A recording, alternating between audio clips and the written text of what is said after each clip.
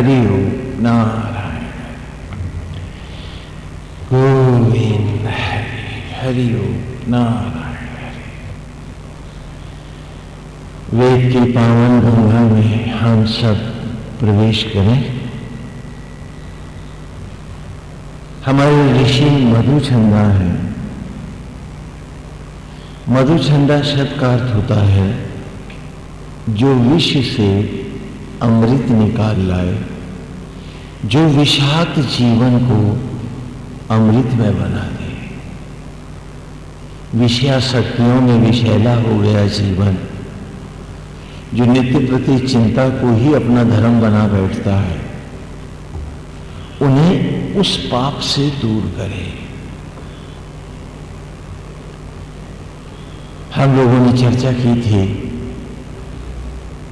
कि आप कहीं जा रहे हैं और मार्ग में आपने हलवाई से पूड़ियाँ ली, भूख लगी आपको, बस में से उतरे तो कहीं थोड़ा सा ले लें, अभी तो यात्रा बहुत लंबी है, और तभी शोर मच गया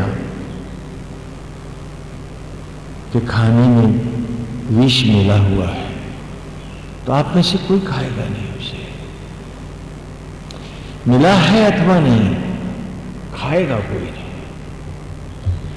और विष से भी बड़ा है, विष की मां विषयाशक्ति है और विषय उसके बड़े भाई हैं, उनके साथ आप लिपट के जीते।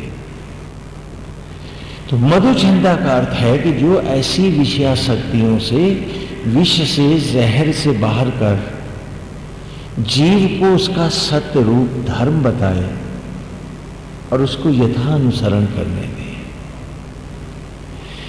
वेद ने पहली बार हमें यज्ञ का दर्शन कराया है।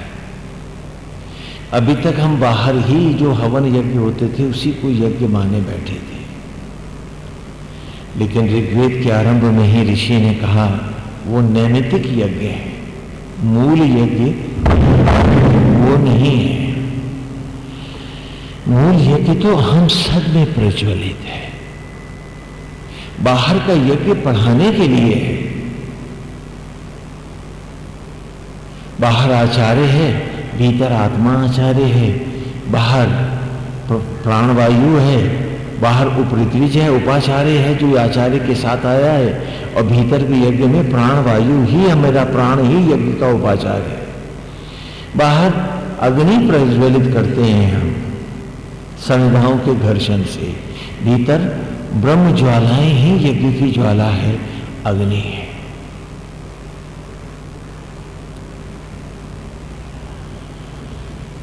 बाहर जो भोजन हम खाते हैं उसी को सामग्री में लेते हैं, भीतर भोजन ही सामग्री है, और जीव रूप हम सब यजमान हैं। एक एक क्षण, एक एक धड़कन, सब कुछ तो हमें इस आत्मयज्ञ से मिलता है।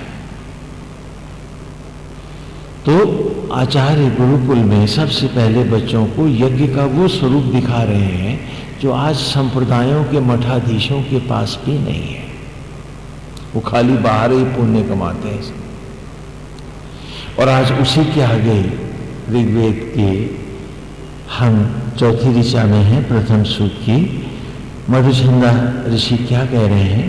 कह रहे हैं अग्नियम यज्ञम अध्वरम विश्वतः परिभूरसि सा देवेषु गच्छति। अर्थ करें इसका, अग्नि हे यज्ञ, हे आत्मा, हम सब में प्रज्वलित हे ज्योति कुंड। यम माने जिस, यज्ञम यज्ञ में, अधर्म अमर होता है, बारंबार जीवंत हो उठता है। ध्वर शब्द ध्वा से बना है, ध्वा माने मारना, काटना, कहा ना वो ध्वस्त हो गया, अर्थात उसका सब कुछ ढह गया, सर्वनाश हो गया। अध्वस्त जो मारा ना जा सके, वध और अवध का जो भेद हमने किया है। तो कहा अग्नि यम यज्ञम, सीधा अर्थ है वेद बहुत सरल है, कोई मुश्किल नहीं है, क्योंकि 11वीं क्लास के बच्चों की किताब है और आप बुढ़ापे तक नहीं पढ़ पाते हैं। तो आप में जिज्ञासा की कमी है। और मठाधीश क्यों नहीं पढ़ पाए? शायद वो पढ़ना ही नहीं चाहते थे, उन्हें चेले और चंदों की जरूरत थी। तो कहा अग्नेयम यज्ञम, हे आत्मा, हे यज्ञ, हे ब्रह्म ज्वाला, यम जिस यज्ञ में अध्वरम जीवंत हो उठता है, मृत्यु का विनाश को परित्याग करके लौटता है विश्वतः संपूर्ण सचराचर। वही मिट्टी शरीर जो हो गया था, समाज का त्याज मैला दुर्गंध, उस सबको जब ब्रह्म ज्वालाओं ने पेड़ों के गर्भ में जलाया, यज्ञ किया, तो वो जीवंत फलों और वनस्पतियों में लौट आए, जीवंत हो उठे, उन्होंने फिर जीवन पाया। तो अग्नि, हे आत्मा, हे यज्ञ, हे ब्रह्मज्वाला, यम जिस यज्ञ में अध्वरम विनाश से रहित होकर पुनः जीवंत हो उठता है, विश्वतः संपूर्ण सचराचर ग्रह नक्षत्र सारे जीवंत होते हैं, परिमूरसी, और जिसमें व्याप्त होकर के ही फिर वो जीवन जन्म को पाते हैं, जो इस यज्ञ को जानने वाले हैं, जो इस यज्ञ के रहस्य को जानते हैं, न कि बाहर वाले को। सा इत देवेषु गच्छति, वे ऐसे ही यज्ञ का अनुसरण करके देवेषु देवत्व में गच्छति जाते हैं, अर्थात अजर अमर होते हैं।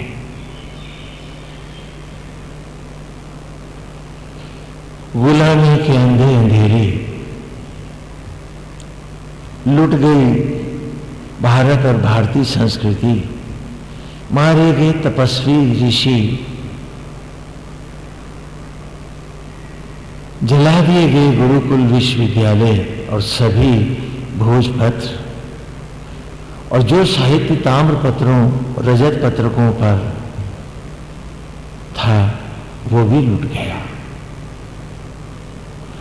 और गुलामी की एक अंधी अंधेरी चादर इस देश को, इसकी संस्कृति को, उसकी सभ्यता को, उसकी सोच को चाटती चली गई।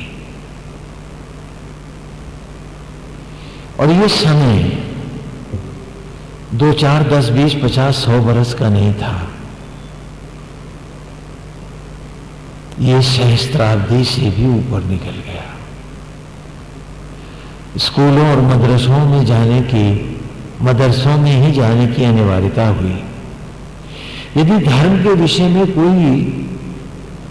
कोई सभा अथवा वो करता था तो उसका भी सर काट कर विदेशी पेड़ों पे टांग देते थे कि ये उनके धर्म की, इस्लाम की उदूली कर रहा है।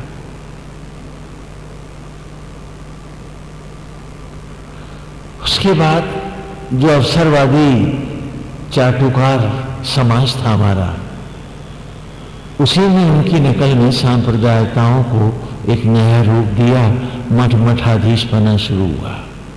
वेद में सैकड़ों ऋषि हैं, कोई संप्रदाय नहीं। वो सोच ही समाप्त हो गई और उन्हीं की देखा देखी गुरुडन, हाँ, जमूराबाद, उस्तादवाद, शागिर्दवाद यहां भी शुरू हो गया। और इस सारे कार्यकलाप में जो हमारे तीर्थ और धर्म स्थान थे वो सबसे आगे हो गए। जैसी बहे बयार पीठ तब ताही कीजिए, हाँ, सीख आका से लीजिए, वो शुरू हो गया। और ये दुर्गंध इतनी फैली कि उन विदेशियों ने सोचा कि हमें इनके मंदिरों की मूर्तियां क्यों तोड़ें, उन्होंने एक मूर्ति भंजक एक नया संप्रदाय भी खड़ा कर दिया, जो सिर्फ उन्हीं के धर्म का प्रवर्तक है, लेकिन भेड़ की खाल में छिपा भेड़ियावाद का खेल करता रहा और सनातन धर्म की जड़ों को वो भी काटने में लगा रहा। इस कारण जो आरंभ था एक यात्रा का, बाहर का यज्ञ पहला कदम है और उस कदम की मंजिल भीतर है, आत्मयज्ञ तक आना है, मूल यज्ञ तक आना है, जिसे अभी वेद ने कहा अग्नि यम यज्ञम अध्वरम। अरे मैं उस यज्ञ की बात नहीं कर रहा हूं, हे ब्रह्म ज्वाला, अग्नियों का वो यज्ञ, अग्नि यम अग्नियों का वो यज्ञ जो यज्ञ अध्वरम, जो विनाश को समाप्त करके पुनः जीवन को उभारता है, विश्वतः परिभूरसी, जिसमें आच्छादित हो जाते हैं संपूर्ण जीवंत ग्रह और नक्षत्र जैसे जीवन पाते और जो उसी में पगे रहते हैं, सा इत देवेषु गच्छति। इस यज्ञ को जानने वाला, इसका अनुसरण करने वाला, इसको मानने वाला, इसको अपनी राह बनाने वाला, इसी यज्ञ में व्याप्त होकर इस प्रकार देवेषु देवत्व में गच्छति जाता है। वो सनातन धर्म में सभी ग्रंथों में, चाहे वो श्रुति हैं, स्मृति ग्रंथ हैं अथवा शास्त्र हैं, पुराण आदि उपपुराण हैं, वो सब एक ही समवेत स्वर से एक ही धारा का पाठ करते हैं और वो वेद की ऋचाओं को ही बीज रूप स्वीकारते हैं। इसीलिए हम कहते हैं कि सनातन धर्म के जो बीज भंडार हैं वो चारों वेद हैं, और इन्हीं बीजों से जो पुष्पित वाटिकाएं हैं वे स्मृतियां हैं, उपनिषद हैं, पुराणादिक हैं, उपपुराण हैं और शास्त्र हैं। तो जो बीज है वही तो पेड़ होगा, उससे हटके तो नहीं हो सकते। लेकिन जब मनुष्य असत्य और झूठ को ही सत्य बनाने पे उतर आता है, नकल में चला जाता है, तो वो अपने उन्हीं परसेप्शंस के कारण ये सोचते हुए कि जो वो कह रहा है सच है, सबको झूठ के रास्ते पर चला देता है। हम हर व्यक्ति जानता है कि वो बहुत समझदार है, वो सब कुछ जानता है। यदि थोड़ा सा भी विवेक अथवा आत्मा की जड़ों से, आत्मा ही गुरु है, उस गुरु ज्ञान से यदि वो वरद होता तो अपने से तुरंत प्रश्न पूछता कि क्या शरीर का एक कोष भी तो बना पाया? उम्र तमाम रहा इसमें और इसका कोष भर भी ज्ञान नहीं, और फिर भी कहता है कि तू विद्वान है। इससे अधिक बड़ी मूर्खता, इससे और बड़ा पाप तू क्या कर सकता है? लेकिन ये विचार तब आए जब आत्मा के ज्ञान से, आत्मज्ञान से, गुरु ज्ञान से वो वरद हो, और जिस दिन वो उससे वरद हो जाता है वो विनम्रता में जाता है, पाप में तो कदापि नहीं जाता। लेकिन हमें आदत पड़ गई उन्हीं की देखा देखी, सारे धर्म हमने वाहि जगत के भी बदल डाले। पिछले रविवार हम चर्चा कर रहे थे कि पैदा हुआ तो शूद्र है, और जब तक गुरुकुल में आके उसका जनेऊ यज्ञोपवीत संस्कार नहीं होता वो शूद्र ही माना जाता है। भले 12 के उपरांत घर से सूतक हट जाता है, लेकिन बालक ब्राह्मण के घर में जनेऊ से पहले शूद्र ही रहता है। गुरुकुल में आया, यज्ञोपवीत संस्कार हुआ, तो प्रथम द्विज अर्थात ज्ञानार्जन को करने वाला वैश्य हो गया, क्योंकि ज्ञानार्जन ही तो धनार्जन है, ज्ञान से ही तो अर्थ धर्म काम मोक्ष चारों की सिद्धि है। तो वो वैश्य है। और ज्ञान को देने वाला आचार्य ब्रह्म के मार्ग का अनुसरण कर रहा है, दाता है, आत्मा की भांति दान कर रहा है, तो वो ब्राह्मण है। ब्राह्मण मांगता हुआ नहीं, दान करता हुआ ही ब्राह्मण होता है। मांगता हुआ तो वो भिक्षुक कहलाता है। और उसको ज्ञान दिया, 12, 15, 16 वर्ष वो गुरुकुल में ज्ञान पाया। 11वें वर्ष आया, 25, 26 वर्ष की आयु में जब वो जाने लगा, तो दीक्षांत समारोह में ऋषि ने कहा, बालक जब तुम आए थे तुमने मुझे गुरु धारण किया था और मैंने तुम्हें यथा स्वीकार किया था, इसलिए कि जिससे मैं तुम्हारे मन के भोले घड़ों को वेद के अमृत ज्ञान से भर सकूं।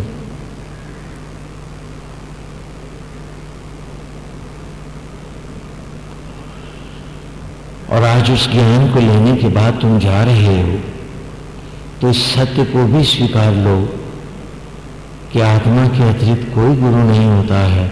हम सब इस निमित्त जगत के निमित्त गुरु हैं। इसलिए मैं तुझे गुरु भाव गुरु ऋण दोनों से मुक्त करता हूं।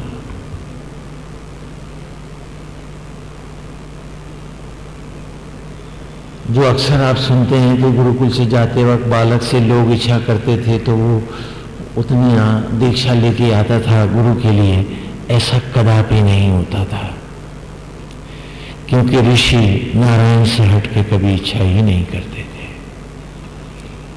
ये तो कालांतर में गुरुओं ने खाना चाहा तो किताबों को यथा सजा भी दिया, क्योंकि उन्हें डेकोरेट नहीं करते तो चेलों से मोटे चंदे कैसे मांगते।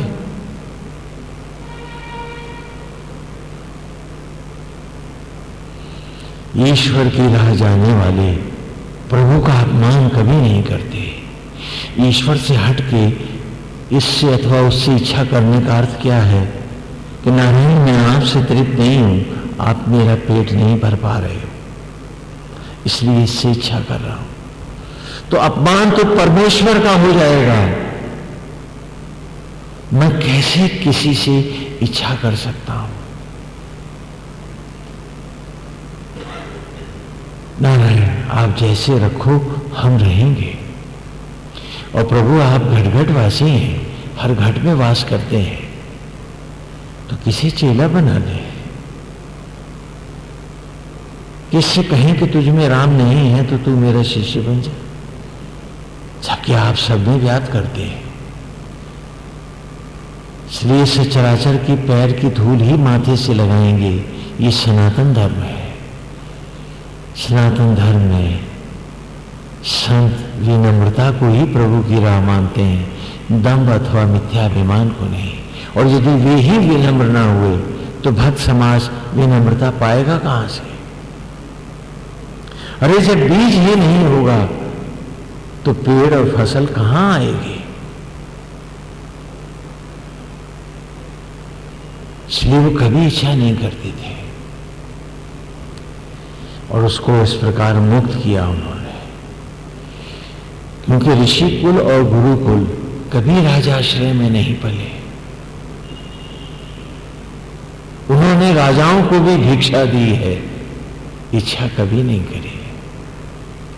बहुत बड़े प्रदेश होते थे गुरुकुल के, और जहां ज्ञान और विज्ञान की सारी शाखाएं पढ़ाई जाती थी। वेद अनिवार्य है, ज्योतिर्वेद अनिवार्य है, ज्योतिष, क्योंकि उसके बिना उसके जीवन का चलन ही नहीं है।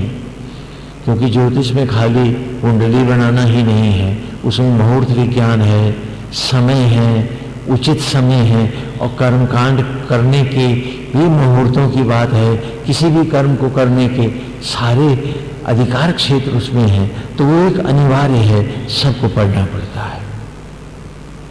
उसके बाद शिल्प है, ज्योतिष है, हाँ, धनुर्विद्या है, अस्त्र शस्त्र का विज्ञान है, नीति है, शास्त्र है, अर्थशास्त्र है।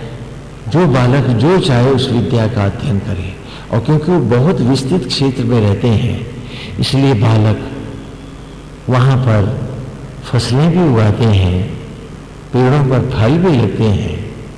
और इस प्रकार गुरुकुल अपने में ही स्वस्थ होता है, स्वयं में ही स्थित होता है। वहाँ कोई फीस मांगने की कोई जरूरत नहीं पड़ती। और क्योंकि उस बच्चे को उसकी जड़ों से जोड़ना है, न कि खाली डिग्री देके क्लर्की के लिए भेज करके उसे पंगु बनाना है जीवन भर के लिए। आज तुम लोग बैसाखियों के सहारे ही तो जी रहे हो। स्वामी जी ये नहीं होगा, नौकरी नहीं लगेगी तो भूखा मर जाएगा। अंधे नहीं हैं हम सब तो क्या है फिर। आज भी मट्टी से अन्न वही लाता है, भोजन को रत्न में वही बदलता है। हम उसमें यकीन ही तो नहीं करते। हम गाना चाहते हैं, भजना चाहते हैं, लेकिन उसे स्वीकारना और जीवन में उतारना पता नहीं क्यों नहीं चाहते हैं।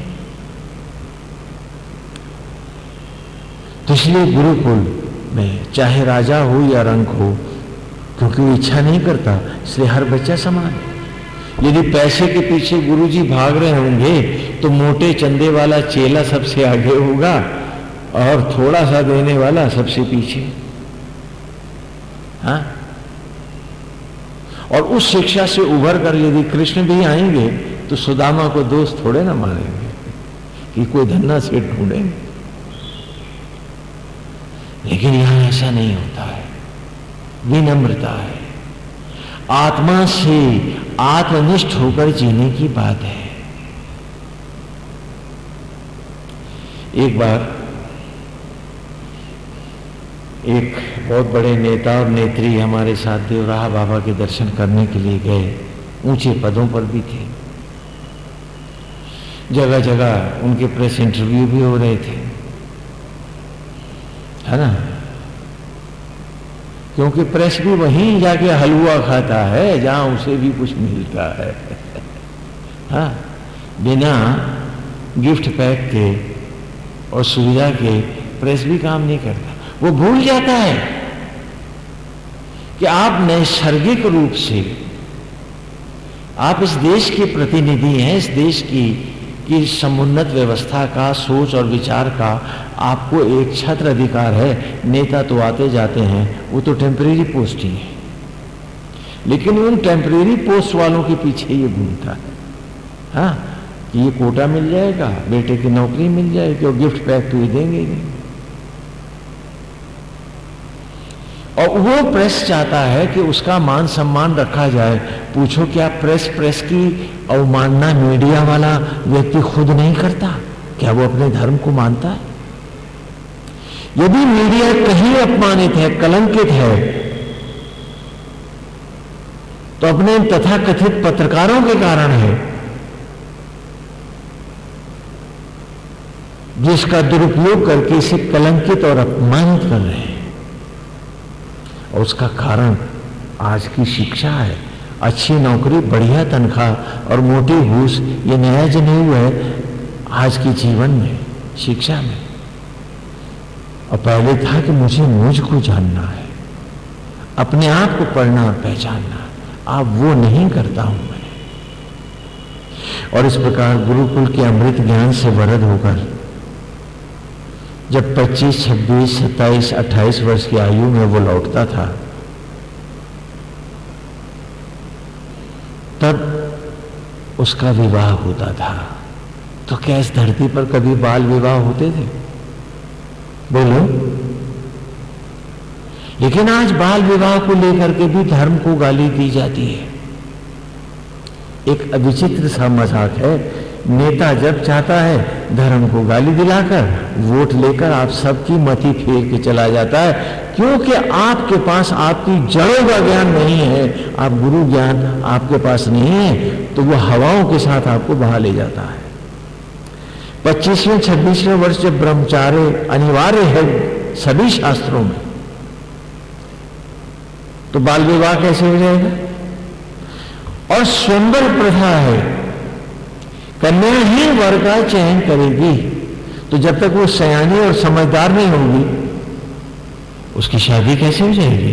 क्योंकि चुनना तो उसी को है। यहां बाल विवाह कभी नहीं होते थे।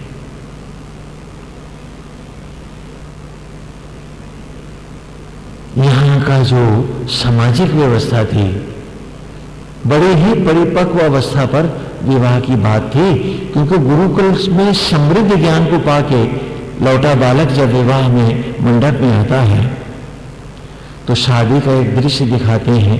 वैसे ही चौथे सूक्त में हम विस्तार से फिर बताएंगे आपको इसी ऋषि में।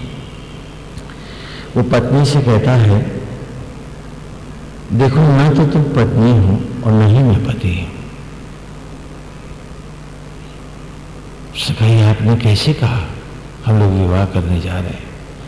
कहा ये तो जगत नाट्यशाला का नाटक भर है।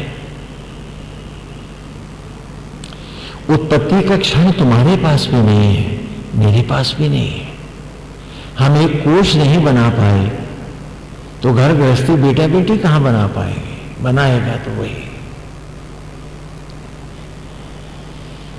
हम सब प्रकृति और पुरुष की लीला का एक लीलात्मक नाटक करेंगे, जहां तुम जीव रूप पत्नी बनोगी, मैं आत्मा रूप पति बनूंगा। तो रामलीला का मंच है। एक लड़का कौशल्या बना है और दूसरा दशरथ बन गया है, तो दोनों लड़के। तो मैं जीव रूप मैं भी पत्नी हूं, आत्मा रूप पुरुष हूं। जीव रूप तुम भी प्रकृति हो, नारी हो, और आत्मा स्वरूप तुम भी पुरुष हो। हम दोनों में कोई भेद नहीं है, दोनों में कोई भेद नहीं। आज कहने लगे औरतों के साथ अन्याय होता है, पुरुषों के साथ ये होता है। ये सब नाटक है तुम्हारे, ये असत्य है, अज्ञान है। और अज्ञान के वशीभूत आप आत्मिक सुखों का विनाश करते हुए विषयासक्ति के विष पीते रोज लड़ा करते हैं। धर्म ने तो आपको अमृत राह दी है। तो कहा तू जीव रूप पत्नी बन, मैं आत्मा रूप पति बनता हूं। तो अपने वस्त्राभूषण उतार जो तुझे पिता ने दिए हैं, और जो मैं लाया हूं इनको पहनकर विवाह के लिए जो साथ लाता है वर, उन्हीं वस्त्रों में वो कन्या आती है। और तब उससे कहता है कि इन अग्नियों के सम्मुख मैं तुम्हारा वरण करूंगा, लेकिन ये सिर्फ नाटक है। तो जीव रूप पत्नी है, मैं आत्मस्वरूप पति हूं। हम प्रकृति और पुरुष के उस नाटक को जिससे सृष्टि हो रही है, वो नाटक जो यज्ञ है, जो सब में व्याप्त है, उसी का एक रूप पहला रूपांतरण करेंगे।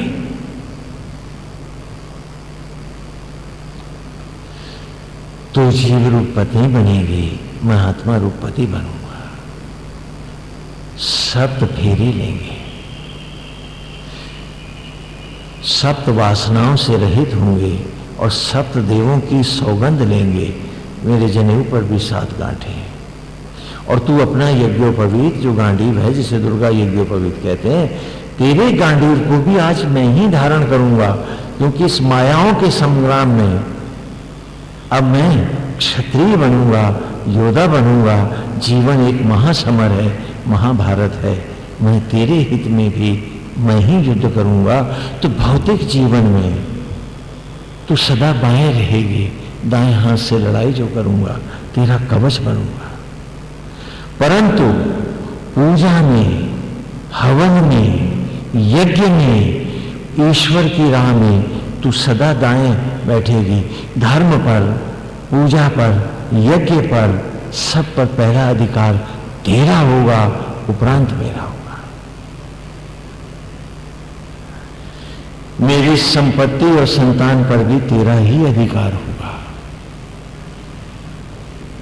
पहले तेरा होगा, उसके बाद मेरा होगा। तुझसे हट के मेरा कोई अधिकार नहीं होगा। लेकिन जब हम विदेशियों के में आए तो वहां बिल्कुल उल्टा है।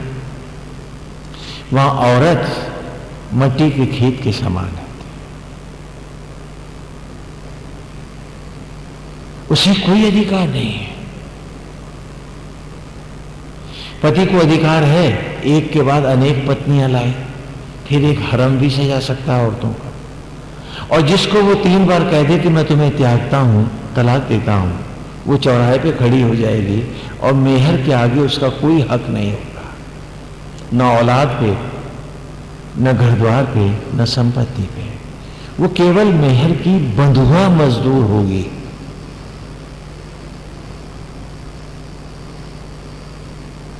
और दुर्भाग्य से समान राष्ट्र और समान न्याय की बात करने वाला ये देश भी उनकी इन व्यवस्थाओं का आज भी पक्षधर है। इसलिए शादी विवाह के कानून अलग अलग किए पड़ा है। बंधुआ मजदूरों को छुड़ाने की बात तो हमारा अग्निवेश करता है, इन बंधुओं के लिए, मजदूरों के लिए वो कुछ नहीं करता।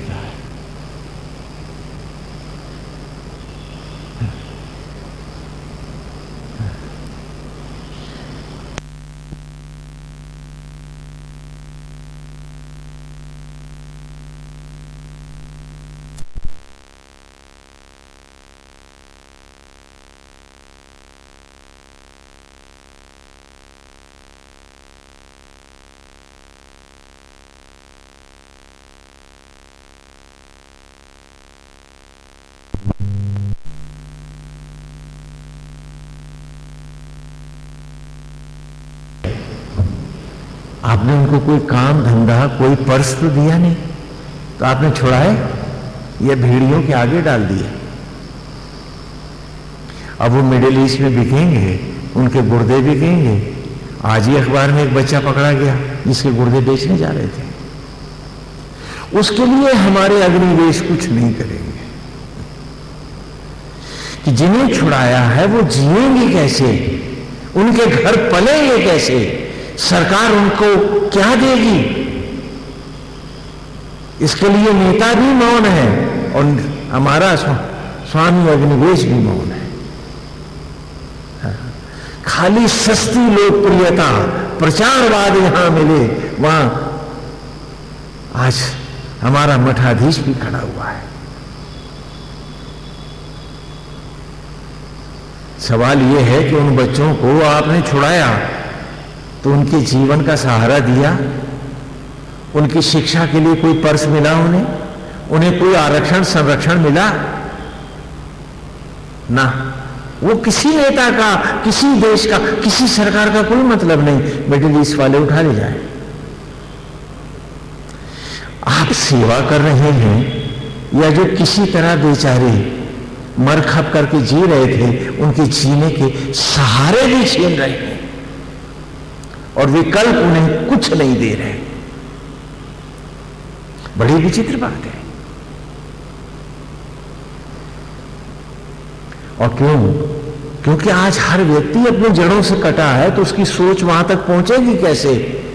यदि आत्मा से जुड़ा होता तो सबसे पहले कि ये नाटक बंद करो, पहले ये बताओ तुम इन्हें देखोगे क्या, इन्हें पालोगे कैसे, ये जिएंगे कैसे, इनका भविष्य क्या होगा, वो सारी व्यवस्था दे दो, तो हम मानेंगे कि तुम सचमुच सेवा करने आए हो। नहीं तो ये सस्ती लोकप्रियता के लिए इन मासूम जिंदगियों को तबाह तो है ही, और बर्बाद क्यों कर देना चाहते हो, मिटा क्यों देना चाहते हो?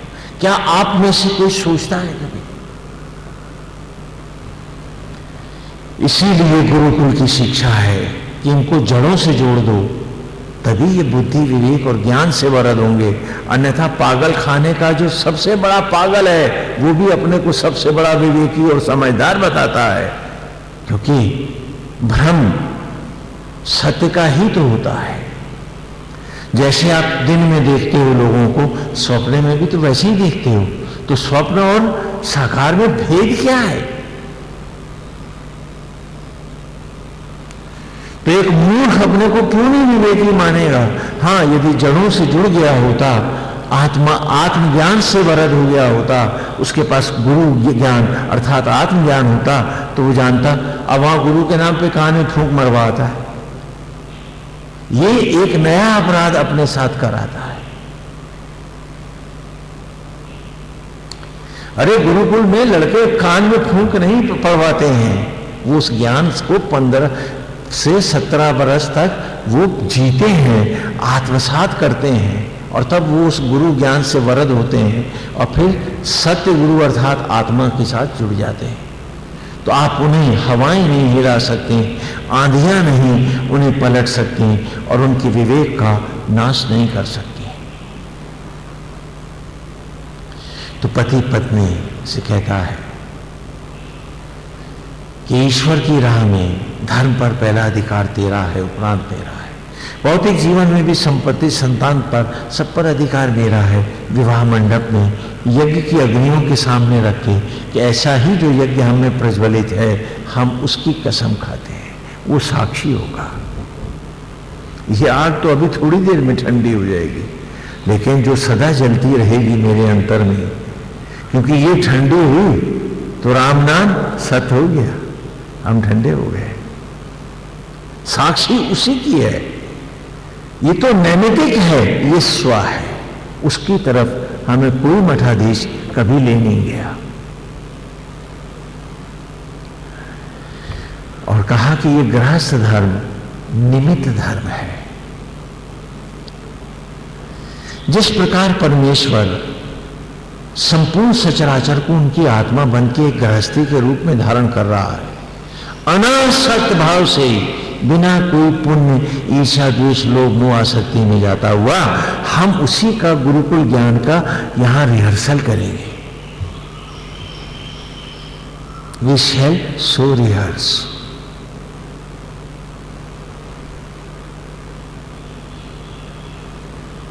और जब कुछ और संतान के लिए पिछले प्रवचन में बताया ही कि जैसे मुझे एक घर मिला, माता पिता निमित्त बने, जीव रूप में आया, मुझे शरीर मिला, ऐसे ही एक जीव के लिए हम व्यवस्था करेंगे, एक पुत्रेष्ठी यज्ञ करेंगे, संतति से भी वरद होंगे, क्योंकि कोई भी भटकता जीव आएगा तो देह कहाँ पाएगा। तो मेरा धर्म है, जैसे मैंने पाया ऐसे ही मैं आगे भी व्यवस्था करूं, तो ये हमारा धर्म होगा।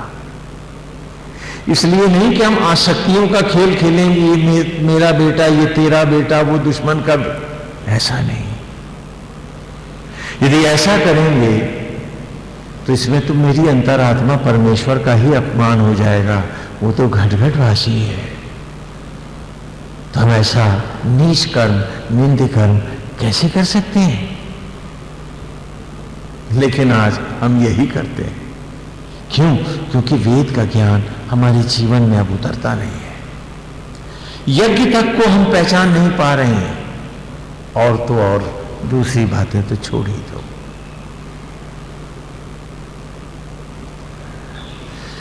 और उसके बाद कहा कि गुरुकुल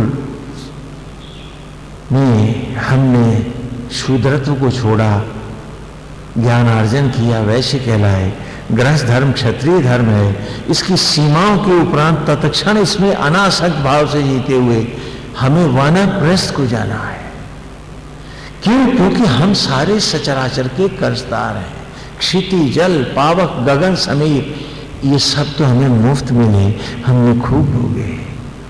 पेड़ों के से फल लिए, गौओं का दूध लिया है, सूरज से धूप ली है, हम सबके कर्जदार हैं। ये कहो कि तुमने दूध के पैसे दिए गाय को दिए थे कि दूधिये को दिए थे, और पेड़ के फलों के पैसे तो आपने जिसका बाग था उसको दिए थे ना, ये दुकानदार को दिए थे। उनको तो मट्टी से गेहूं बनाना भी नहीं आता, तो हम इनके कर्जदार हैं। हमारा धर्म है कि अब हम 12 वर्ष तक वानप्रस्थ धर्म को प्राप्त हों और अपनी अंतरात्मा का अक्षरशः अनुसरण करते हुए सचराचर की सेवाओं को, सबकी सेवाओं को निष्काम भाव से, इच्छा रहित, चाह रहित, बदले से हटते हुए केवल एक नारायण भाव में हम सचराचर की सेवा करेंगे। 12 वर्ष तक हमें कर्ज उतारने होंगे और फिर 1 वर्ष का अभ्यास वास करेंगे। तो ये वानप्रस्थ धर्म ही ब्राह्मण धर्म है। जब तक इसमें नहीं आता है कोई व्यक्ति ब्राह्मण नहीं होता। जन्मना जात की व्यवस्था न सनातन धर्म में है, कहीं है, न वेद में है। यदि जन्मना होती तो ब्राह्मण के घर बच्चा पैदा होते ही हम सूतक क्यों मनाते हैं? जिसने धर्म कर्म नियम संयम छोड़े वो तो महाशूद्र है। और तब 1 वर्ष के अज्ञातवास के बाद जब उसे लगा क्या वो एक ब्रह्म का एक आत्मा का है, तो वो अग्निवेश हो गया, सारे अतीत की चिताओं को जला दिया, अपनी भी चिता स्वयं जला गया। बहुत होते होंगे जो इंतजार करेंगे कि 4 लोग कंधा देंगे। हमारा चलन कुछ और है, हम तो अपनी अर्थी कांधे पे उठा के स्वयं जलाकर और सारे अतीत से मुक्त हुए जाते हैं। हम सन्यासी हैं, अग्निवेश है। कोई हमारे बाद पिंडदान नहीं करेगा,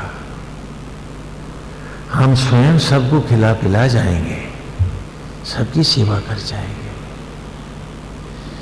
कोई आंख नम न होगी पीछे हमारे, अरे हम तो जाने कब के जला आए और अब जलते हुए एक दहकते यज्ञ कुंड भर रह गए।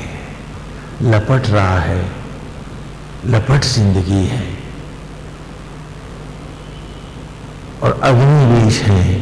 अग्नियों की राह यूं ही जलते जाएंगे, यूं ही तपते जाएंगे। ये सनातन धर्म के विधान है। और उस युग में हर व्यक्ति, प्रत्येक व्यक्ति समय की सीमाओं के साथ कक्षा कक्षा आगे बढ़ता था, क्योंकि जीवन एक जन्म का नाम नहीं होता। इससे पहले भी तुम्हारे सैकड़ों असंख्यों जन्म है, आगे भी होने हैं। तो जीवन शब्द यात्रा के लिए है, न कि एक योनि के लिए। यात्रा आज यहां मनुष्य योनि में आकर टिकी है, क्षणिक ठहराव है। तो ये यात्री भूल मत जाना, तू मुसाफिर है। इसलिए इस योनि को भी यात्रा के रूप में ही निभा, जिससे यात्रा भूल न जाए कहीं। अगली भोर फिर इस योनि से बाहर तू अगली यात्रा को जा रहा होगा। यहां लिपट मत जाना, यहां ठहर मत जाना, क्योंकि ठहर जाएगा जो, मिट जाएगा वो। फिर उसका उद्धार वो अगली यात्रा में नहीं, पतित योनियों में भटकने चला जाएगा। तो इसलिए राह याद रहे, राह सीधी रहे। इस जीवन को भी यथा धारण करो।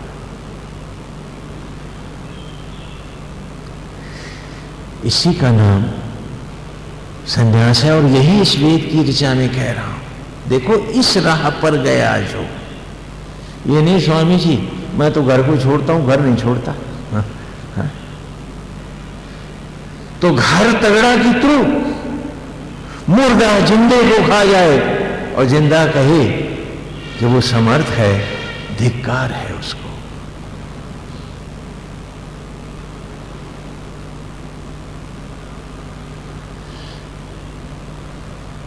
एक बात बताओ, चिड़िया का बच्चा अंडे के खोल में कब तक रहता है? जब तक उसका रूप बन नहीं जाता। जब रूप बन जाता है, पंख निकल आते हैं, तो क्या वो उसी खोल में बैठा रहता है या उड़ के पेड़ की फुनगी पकड़ता है? बोलो, उड़ जाता है। अगर वो खोल में बैठा रहेगा तो क्या होगा? वक्त की बिल्ली खा जाएगी उसको। और यूं समय की बिल्ली अब खा जाती है हम सबको। हम हैं कि खोल को छोड़ने को राजी ही नहीं। स्वामी जी खोल में तो हमारे प्राण बसे हैं, कैसे छोड़ते? मेरा घर है। अरे मूर्ख, घर तो तेरा ये शरीर भी नहीं है। जो आत्मस्थ है वही गृहस्थ है, क्योंकि आत्मा के हटते ये शरीर भी घर नहीं रहता। और जो आत्मस्थ नहीं, उसका तो कोई घर ही नहीं, वो तो आज भी लावारिश है। मकानों से तक शक्ति मत खोजना। ये शरीर भी, ये सामर्थ्य भी कोई अतुलित बल नहीं है। बल तो आत्मा का है, वो है तो महाबली है।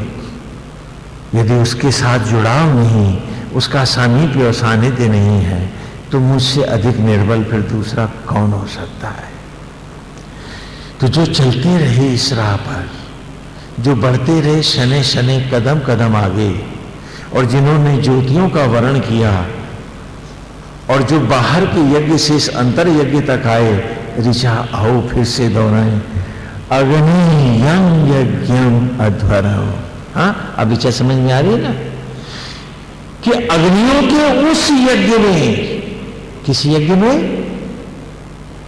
अध्वरम, जिससे जो विनाश से रहित है, जो मृत्यु को पुनः जीवंत करता है संपूर्ण सचराचर में, जो प्रज्वलित है हम सब में, और जिसने बनाए हैं ग्रह नक्षत्र सूर्य और पृथ्वी आदि भी, जो उसी यज्ञ से उत्पन्न होते हैं।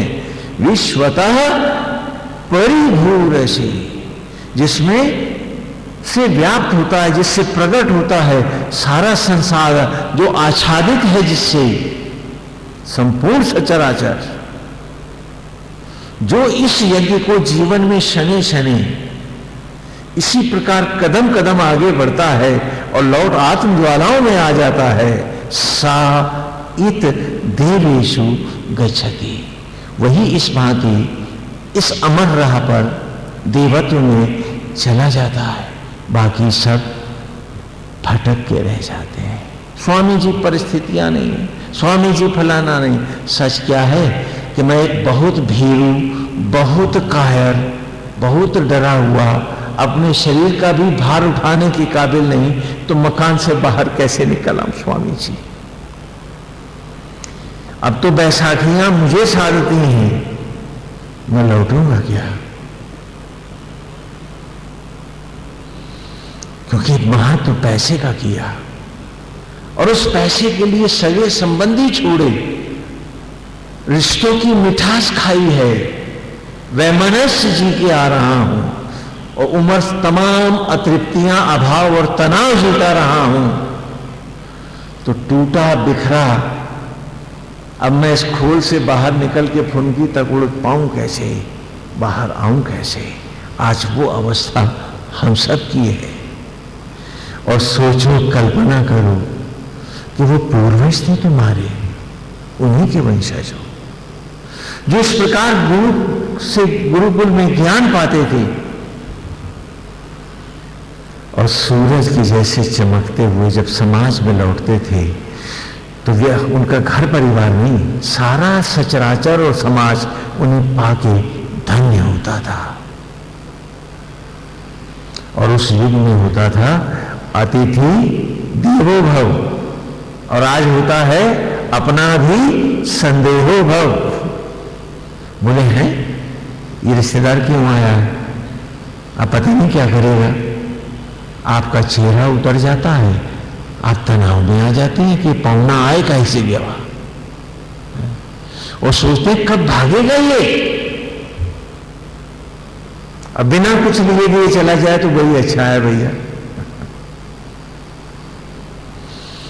सड़ी हुई मानसिकताएं तुम्हारी तुम्हें कहां तक ले आए, बर्बाद कर दिया, तबाह कर दिया तुमको, तुम्हारी सारी मनुष्यता खा गई। देवत्व अब क्या पाओगे?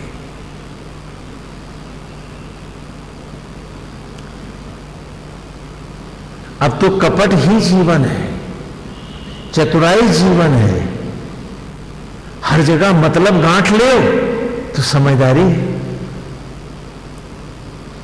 कौन सा रास्ता है, कहां जा रहे हैं आप लोग? कभी सोचा, कभी पूछा अपने आप से?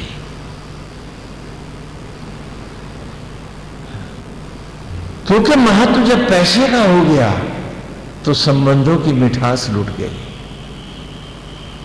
मन की शांति चली गई, आत्मा का रस जाता रहा, और विष ही विष मन में भरता गया, और जिंदगी रावण की एक लंका बन गई। सोना चाहिए, सोना चढ़ना चाहिए, सोने की लंका हम में हर कोई खोजता है।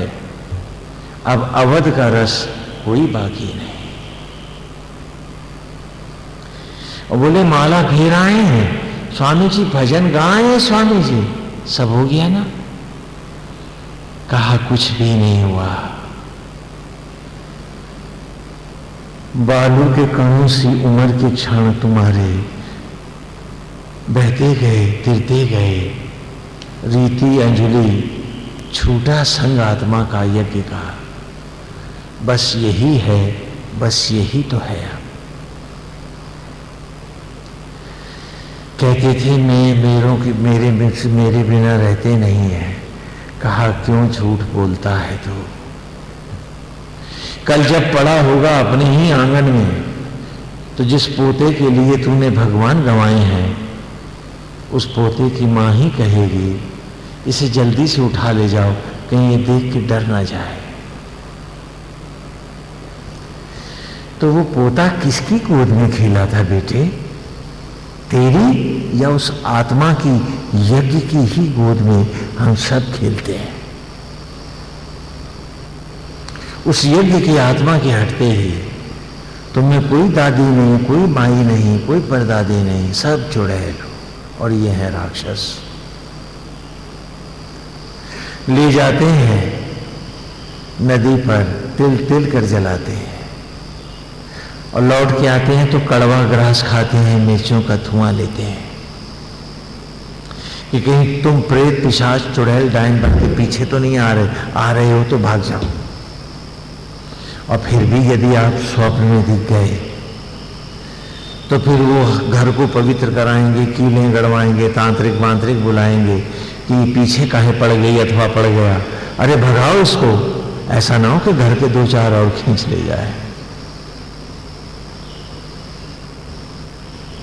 गया कराओ, गया है तो जाए ना, अब बैठा काहे है। आज ये गति हो जाती है। कितने भले हो उनके और कितने चंगे हैं वो तुम्हारे। अंधों की जिंदगी अंधता में उम्र के अमृत क्षण बिताए जाते हो। महत्व उन क्षणों का नहीं, पैसे का है, नौकरी का है। एक बहुत बड़ा बिल्डर उसे किडनैप करके ले गए और काफी मोटी रकम लेके छोड़ा उसको। तो वो जब छूटा तो मेरे पास आया, आगे कहने लगा स्वामी जी मेरी 50 बरस की कमाई चली गई। हमने कहा अच्छा, तो अब तो तू 60-70 का तो ही है। बोले हाँ। तो वो क्या बरस और जीएगा? अरे सदमे में तो मुझे नहीं लगता 5-7 बरस भी रहेगा तू। तो 5-7 बरस के लिए 50 बरस की कमाई क्यों दे आया? अरे बोलता है अभी काम कर दो, मैं ना देता। बोला जी जान है तो जहान है, तो मैंने सुसरे पहले क्यों नहीं याद रखा था इसे कि कीमत इस जान की है, उम्र की है, जीवन के क्षणों की है। 50 बरस की उस कमाई से तू 10 बरस भी एक दिन बना सकता है जिंदगी का। तो हम अपनी मूर्खता और अज्ञान में कमाते हैं या अपने ही सर्वनाश के गीत हर दिन रोज हम ही गाते हैं और मानते हैं कि हम समझदार हैं, मानते हैं कि हम बुद्धिमान हैं, मानते हैं कि हम तो घर गृहस्थी चलाते हैं। आत्मा सांस न चलाए, कहां है घर, कहां है गृहस्थी। और आज उसी को धिक्कारे बैठे। ईश्वर के सहारे नहीं जिएंगे, मकान के सहारे जिएंगे, भौतिकताओं के सहारे जिएंगे और जो जिला रहा है उसके सहारे तो एक सांस भी नहीं लेंगे। झूठ बोलेंगे, कपट करेंगे। आज यही तो हमारा जीवन है और यही तो जीवन के रास्ते बन के रह गए।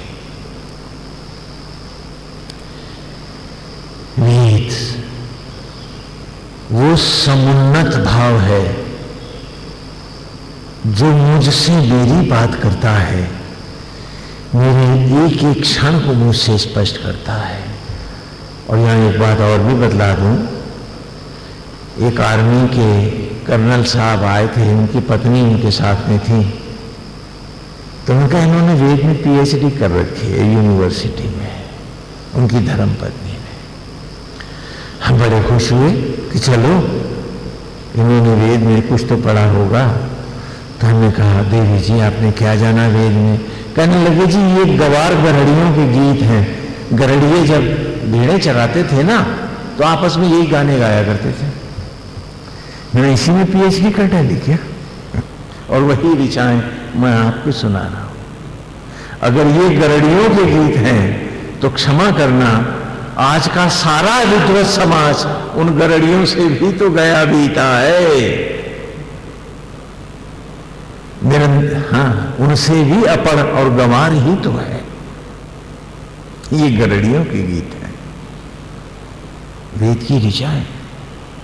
और इसमें यूनिवर्सिटी ने उन्हें पीएचडी दी कि आप शिक्षा मंत्री को, शिक्षाविदों को, हाँ, और जितने चांसलर हैं विश्वविद्यालयों की शिक्षा के, क्या आप उनको फूल माला पहनाना नहीं चाहोगे? क्या बढ़िया शिक्षा दे रहे हैं। इतनी सड़ी सतही सोच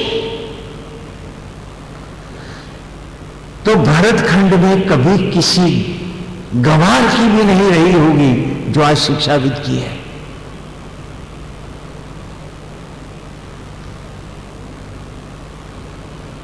और जिसे देखो वेद की बात करता है।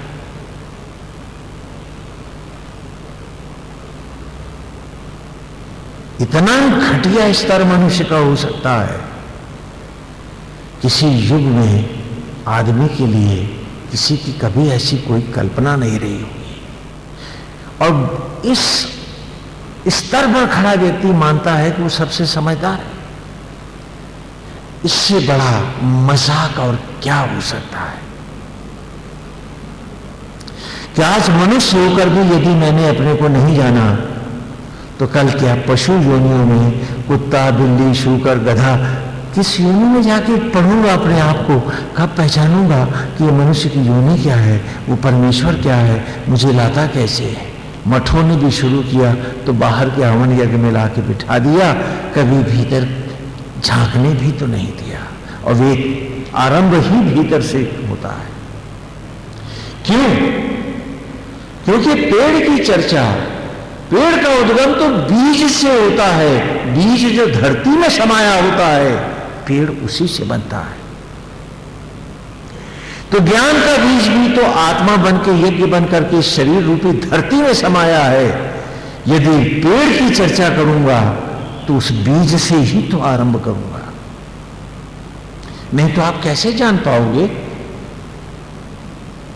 कैसे पढ़ पाओगे आप उसको? और इसीलिए गुरुकुल में उसके मन के खाली घड़ों को हम वेद के अमृत से भरते हैं कि जिससे उसे कभी भटकना न पड़े, कभी रुके नहीं, कभी उसे दूसरों के कहने में दाएं बाएं बहकने न लगे। आज आपकी हालत क्या है?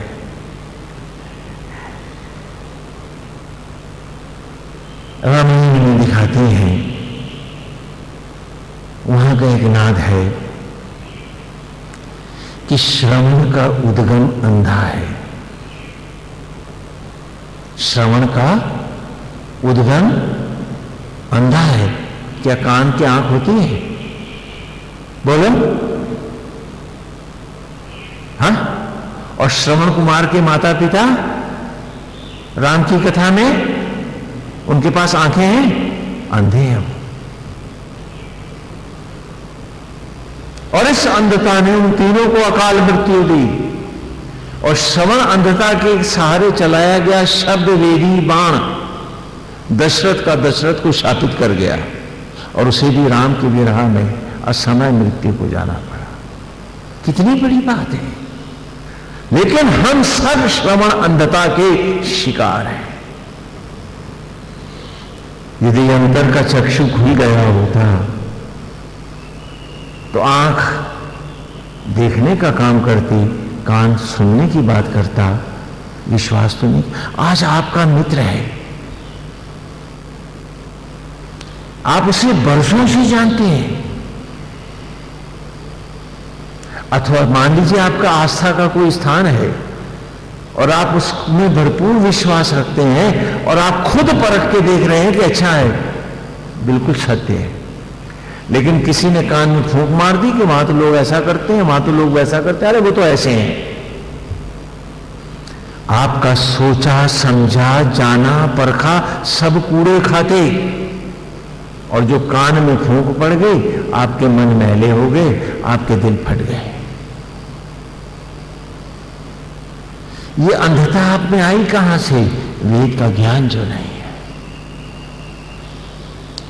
वेद को जानने से काम नहीं चलेगा। क्यों? क्योंकि अग्नि यम यज्ञम अध्वरम विश्वतः परिभूरसी सा इत देवेशु गच्छति। जो उस यज्ञ को जानता ही नहीं है, उसे फिर नित्य प्रति उसी प्रकार एक यात्री के रूप में जीता हुआ और अंत में ब्रह्म ज्वालाओं में व्याप्त होने को आता है। सा इत देवेशु गच्छति। ये नहीं कि स्वामी जी हमने जान लिया, जानने के बाद क्या करोगे? कोई दुकान खोलोगे? धंधा करोगे? क्या करोगे? क्या तुम उसे उतार पाए? क्या तुम कान से देखने की मनोवृत्तियों को जीत पाए? क्या तुम अपनी अंतरात्मा में झुकना सीख पाए? वो तो कुछ भी नहीं हुआ।